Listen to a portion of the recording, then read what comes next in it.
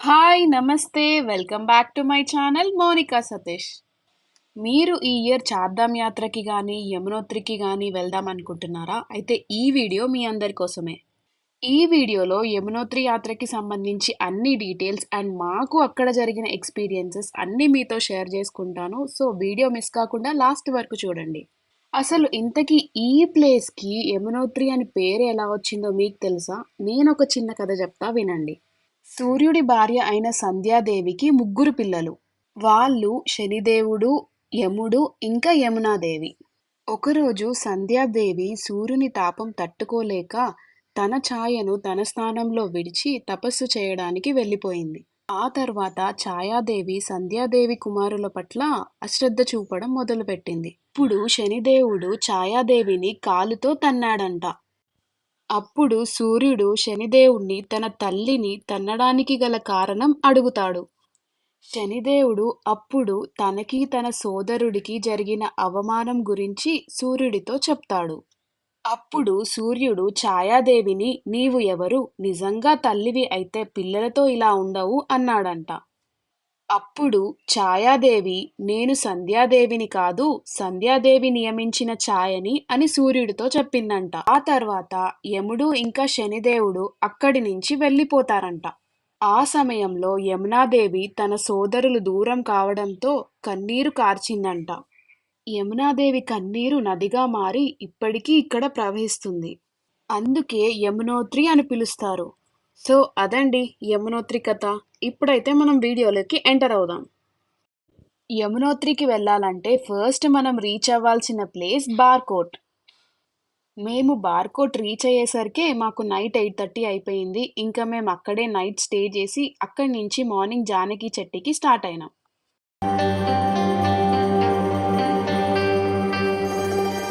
ఇప్పుడు మనం Janaki Chetty place reach అయిపోయినాం. ఇక్కడి నుంచి మనం యమునోత్రి ట్రెక్ స్టార్ట్ చేయాలి. అండ్ ఇదైతే ఇంకా లాస్ట్ స్టాప్ వెహికల్స్కి. అంటే ఇన్ కేస్ మీరు private vehicle like car or బస్లో ఇక్కడికి వచ్చినట్టయితే అన్నిటికీ ఇదే లాస్ట్ స్టాప్. అండ్ మీరు ఒకవేళ ట్రెక్ చెయ్యలేను అనుకుంటే ఇక్కడ మనకి హార్సెస్, పాల్కీస్ అండ్ పీటూస్ అన్నీ అవైలబుల్ ఉంటాయి. వాళ్ళతో మీరు ప్రైజింగ్ మాట్లాడుకొని యమునోత్రికి రీచ్ అయిపోవచ్చు. ఇక్కడ వ్యూ చూడండి, అసలు హిమాలయాస్ ఎంత బ్యూటిఫుల్గా కనిపిస్తున్నాయో. అది చూసుకుంటూ అసలు ఎంత దూరమైనా నడవచ్చు అనిపించింది. మీరు ఒకవేళ పాల్కి మాట్లాడుకొని వెళ్దాం అనుకుంటే వన్ వేకి అరౌండ్ 4000 రూపీస్ నుంచి ఛార్జ్ చేస్తారు. అండ్ అదే హార్స్ అయితే అరౌండ్ 1200 to 1500 మధ్యలో ఛార్జ్ చేస్తారు. ఈ ప్రైస్ అయితే మనకి చేంజ్ అవుతూనే ఉంటుంది. కరెక్ట్గా ఒక ప్రైస్ అంటూ ఏం ఉండదు. మేము యమునోత్రి ట్రెక్ స్టార్ట్ చేసినప్పుడైతే క్లైమేట్ మాకు చాలా ఫేవరబుల్గా ఉండే. ఎందుకంటే ఒక 1 డే బిఫోరే యమునోత్రిలో like heavy snowfall and climate అయితే హారబుల్గా ఉందని విన్నాం. మాకైతే వెదర్ చాలా సపోర్ట్ చేసింది ఆ రోజు. మీరు ఒకవేళ ట్రెక్కింగ్ చేద్దాం అనుకుంటే మాత్రం మీతో పాటు వాటర్ బాటిల్ అండ్ కొన్ని స్నాక్స్ లైక్ ఇన్స్టెంట్ ఎనర్జీ ఇచ్చేవి క్యారీ చేయడం అయితే మర్చిపోవద్దు. ఇంకా మీకు కావాల్సిన థింగ్స్ మాత్రమే మీ ట్రెక్ బ్యాగ్‌లో క్యారీ చేయండి. ఎందుకంటే మనకి ట్రెక్ బ్యాగ్ ఎంత లైట్ వెయిట్ ఉంటే అంత బెటర్. ఈజీగా ట్రెక్ పాసిబుల్ అవుతది. ఇక్కడ మేము ట్రెక్ స్టార్ట్ చేసినప్పుడైతే టెంపరేచర్ 5 డిగ్రీస్ ఉంది. చూస్తుంటే ఎండగా కనిపిస్తుంది గానీ, చలి గూడా అంతే ఉంది. ఇక్కడైతే మనకింకా త్రూ ఔట్ ది ట్రెక్ మొత్తం అన్ని స్టాల్స్, ఈటబుల్ స్టాల్స్ అన్నీ అవైలబుల్ ఉంటాయి.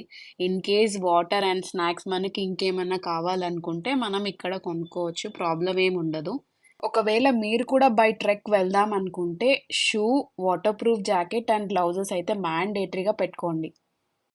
నేనెందుకు ఇంత పర్టిక్యులర్‌గా చెప్తున్నానంటే, ఈ ట్రెక్‌లో మాకొక ఆంటీ పరిచయమయ్యారు. తనైతే నార్మల్ చెప్పులతో ట్రెక్కింగ్ స్టార్ట్ చేసింది. బట్ మధ్యలోనే అవి తెగిపోయినాయి. ఇంకా ట్రెక్కింగ్ మొత్తం నడుచుకుంటూనే చేసింది. చాలా ఇబ్బంది పడింది. సో, అందుకే అంత స్ట్రెస్ చేసి చెప్తున్నా. షూస్ అయితే మ్యాండేటరీగా క్యారీ చేయండి. ఇక్కడ కనిపిస్తున్నాయి కదా! ఇట్లా పాల్కీస్ అండ్ హార్సెస్ అయితే మనకి అవైలబుల్ ఉంటాయి. ఇన్ కేస్ ఒకవేళ మీరు 1 కిలోమీటర్ ఆర్ 2 కిలోమీటర్స్ నడిచి ఇంకా నా వల్ల కాదు అనుకుంటే కూడా మనకి పాల్కీస్ అండ్ హార్సెస్ అక్కడి నుంచి కూడా అవైలబుల్ ఉంటాయి. మీరు అవి మాట్లాడుకొని వెళ్ళిపోవచ్చు. ఇక్కడ లెఫ్ట్ సైడ్‌లో కనిపిస్తున్నాయి గదా! పీ2స్ దీంట్లో కూర్చోబెట్టుకొని మనల్ని టెంపుల్ వరకు వాళ్ళు తీసుకెళ్తారు. వాళ్ళని చూసినప్పుడైతే నాకు చాలా గ్రేట్ అనిపిచ్చింది. ఎందుకంటే ఒక మనిషిని మోసుకొని ఇంత డిఫికల్ట్ ట్రెక్ అంతే ఇంత అప్స్ అండ్ డౌన్స్ ఉన్న ట్రెక్‌లో వాళ్ళని మోసుకొని తీసుకెళ్లడం అంత ఈజీ అయితే గాదు.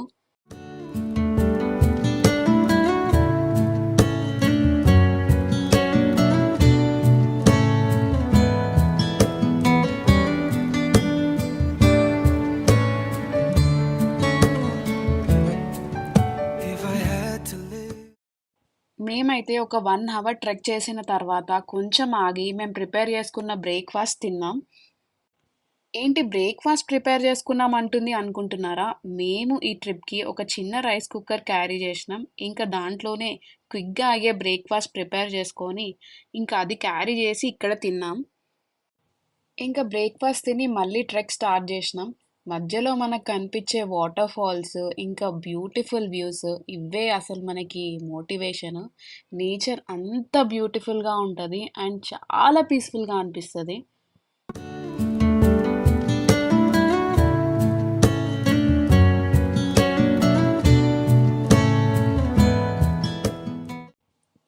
మేమైతే 6 కిలోమీటర్సే గదా! హ్యాపీగా వెళ్ళిపోవచ్చు అనుకున్నాం. కానీ ట్రెక్ అయితే అనుకున్నంత ఈజీ గాదు. ఎందుకంటే రూట్ కొంచెం ఛాలెంజింగ్‌గా ఉంటది. ఇంకా హై స్లోప్స్ ఉంటాయి. ఇంకా దానివల్ల కొంచెం మన నీస్ పైన ఎక్స్‌ట్రా ప్రెషర్ గూడా పడతది.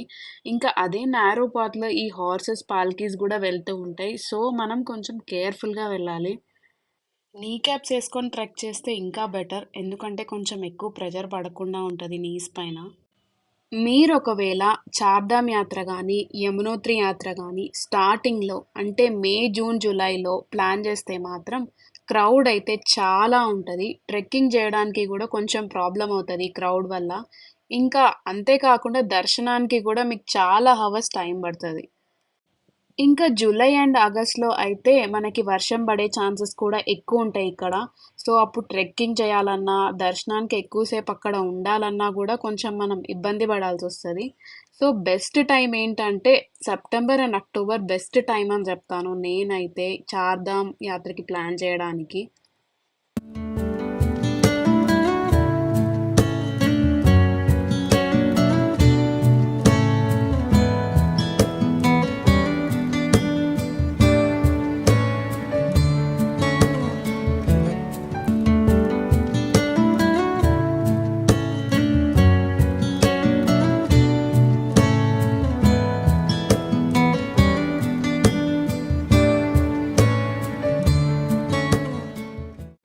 ఇక్కడ కనిపిస్తున్న ట్రెక్ రూట్ చూడండి ఒక్కసారి. నిజంగా ఇదంతా నడుచుకుంటూ వచ్చినామా అనిపిచ్చింది. ఇక్కడ వెదర్ అయితే కాన్స్టెంట్‌గా ఒకేలాగా ఉండదు. మాకైతే పైకి నడుస్తున్న కొద్దీ మొత్తం వెదర్ కంప్లీట్‌గా చేంజ్ అయిపోయింది. చూడండి ఎంత క్లౌడీగా కనిపిస్తుందో. మీరు నడిచే ముందు కంపల్సరీగా స్టిక్స్ తీసుకొని వెళ్ళండి. ఈ స్టిక్స్ మనకి ట్రెక్ స్టార్టింగ్ పాయింట్‌లోనే అమ్ముతారు. అక్కడ మీరు పర్చేస్ చేయొచ్చు. ఇన్‌కేస్ అక్కడ మర్చిపోతే మనకి మధ్యలో ఫుడ్ స్టాల్స్ ఉంటాయని చెప్పినా కదా! అక్కడ కూడా మీరు ఈ స్టిక్స్ తీసుకోవచ్చు. ఈ స్టిక్స్ అయితే మీరు ట్రెక్ చేస్తున్నప్పుడు చాలా యూజ్ అవుతాయి. ఎందుకంటే ట్రెక్కింగ్ పాత్ అంతా ఒకటేలాగా ఉండదు. మధ్యలో మనకి వర్షం పడే ఛాన్సెస్ కూడా చాలా హై ఉంటాయి. సో, అప్పుడు మనకి స్లిప్ అయ్యే ఛాన్సెస్ కూడా ఎక్కువుంటాయి. సో, స్టిక్ ఉంటే మనకి కొంచెం ఈజీ అవుతది ట్రెక్కింగ్. ఇక్కడ ఫుడ్ స్టాల్స్ కనిపిస్తున్నాయి కదా! ఇక్కడ మనకి మ్యాగీ, టీ అండ్ ఇంకా కొన్ని స్నాక్స్ అవైలబుల్ ఉంటాయి. అంతకు మించి మన ట్రెడిషనల్ టిఫిన్స్ అయితే ఇక్కడ అస్సలు ఎక్స్‌పెక్ట్ చేయొద్దు. ఆల్మోస్ట్ 4 అవర్స్ నుంచి ట్రెక్ చేస్తున్నాం. ఇంకా ఇక్కడ బోర్డ్ చూస్తే 1.5 కిలోమీటర్స్ అని ఉంది. ఈ బోర్డ్ చూసైతే మీరు అస్సలు నమ్మొద్దు. ఎందుకంటే అది నిజంగా 1.5 కిలోమీటర్స్ ఉండదు. అది జస్ట్ లైక్ అప్రాక్సిమేట్‌గా కాలిక్యులేట్ చేసినారు.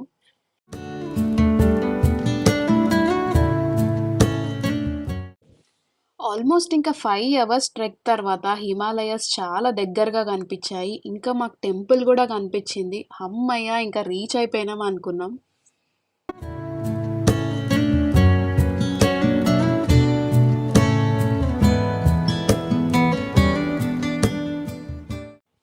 ఇక్కడి నుంచి చూస్తే మనకి టెంపుల్ కనిపిస్తుంది చూడండి.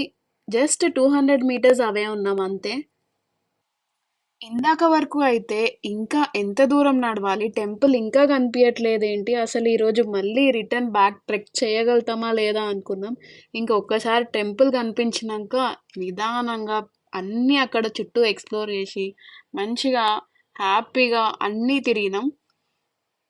ఇక్కడ లెఫ్ట్ సైడ్‌లో కనిపిస్తుంది కదా! ఇది యమునా రివర్. ఎక్కడో పైన హిమాలయాస్ నుంచి వస్తున్నాయి వాటరు. చాలా చాలా చల్లగున్నాయి. ఇంతకి టెంపరేచర్ ఎంతుందో తెలుసా? 2 డిగ్రీస్ ఉంది.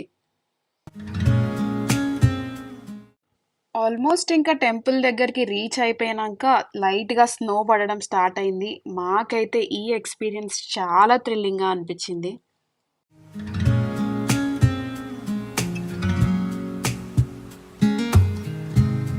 when the vision.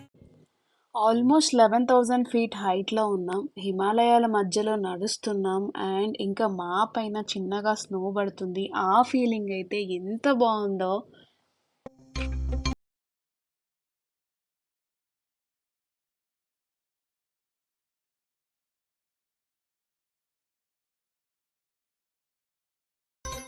ఇక్కడ కనిపిస్తున్నది న్యాచురల్ హాట్ వాటర్ స్ప్రింగ్. అసలు ఇక్కడ వేడి వేడి నీళ్ళల్లో కాలు పెట్టగానే ఆ చలికి మాకైతే చాలా రిలీఫ్‌గా అనిపిచ్చింది. టెంపుల్‌కి రైట్ సైడ్‌లో సూర్యకుండ కనిపిస్తది. దాంట్లోనే అన్నం వండి ఇక్కడికొచ్చిన వాళ్ళు నైవేద్యంగా యమునాదేవికి పెడుతూ ఉంటారు. చూస్తున్నారు కదా! మేం వెళ్ళినప్పుడైతే అసలు క్రౌడ్ లేదు. మాకైతే దర్శనం చాలా మంచిగా ప్రశాంతంగా జరిగింది. అట్లా ఇంకా దర్శనం అయినాక మళ్ళీ రిటర్న్ కిందకి నడుచుకుంటూ వెళ్ళిపోయినాం. యమునోత్రి యాత్రకి సంబంధించి ఇంకా మీకేమైనా డౌట్స్ ఉంటే కింద కామెంట్ చేయండి.